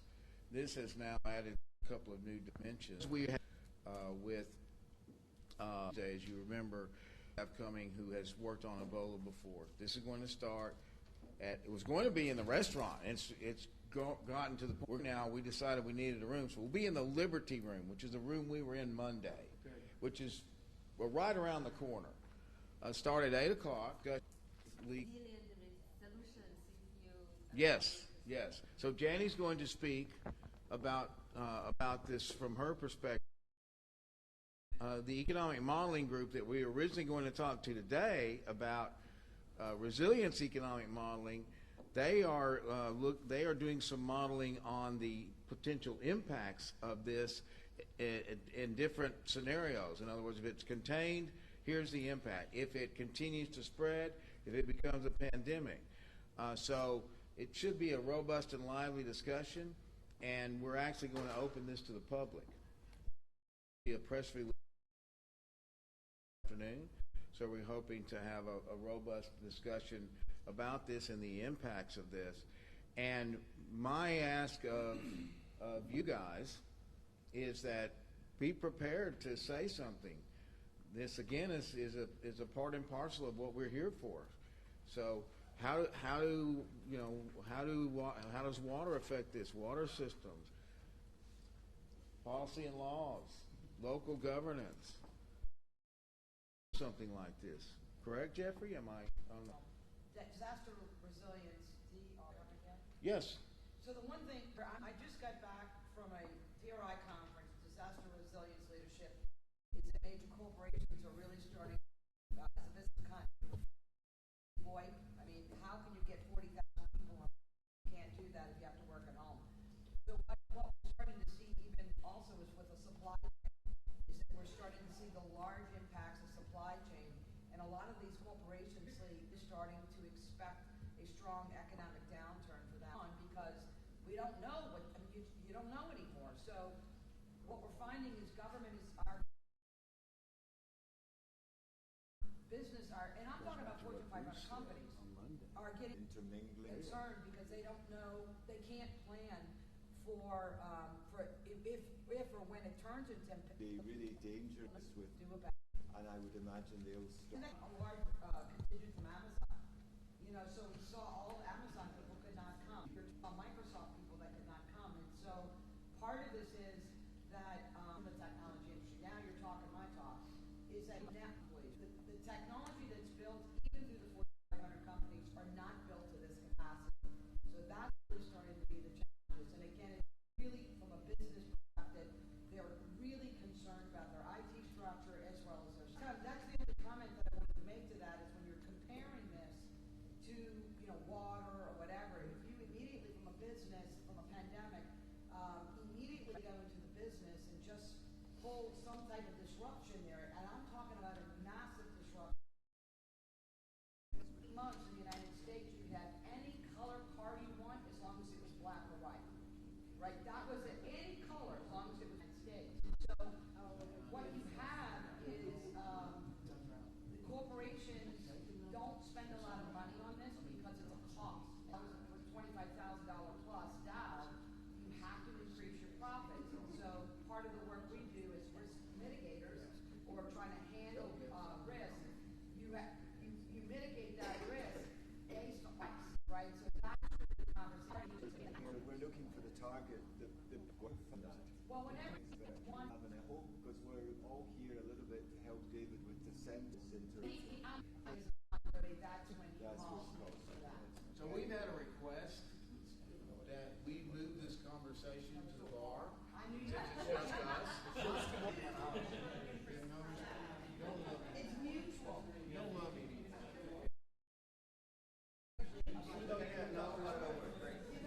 One of the was a request that was talking about business to make sure I work with the center. I know it's amazing how you manage all this. It's fantastic. So well. Wait, just quit rolling. You don't want to have time to read. The rest of us will go on. I saw all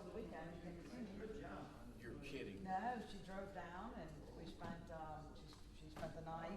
I would be hurt, except you probably told her that I'm going 1,000 miles an hour. I did. I told her all of that. And I was, and I wouldn't have had time. So I'm trying to convince her to do some work with me. I'm hoping she will. Yeah, me too. All right, but thank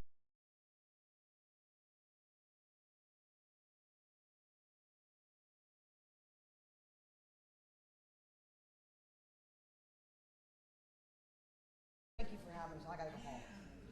I got home at 11:30. I know. Go home. All my clothes. I Okay. had to. I will send Just you. text it. And is it We're addressed? doing a press release. I'll just go home. Go home is to have. Doesn't matter. Yeah.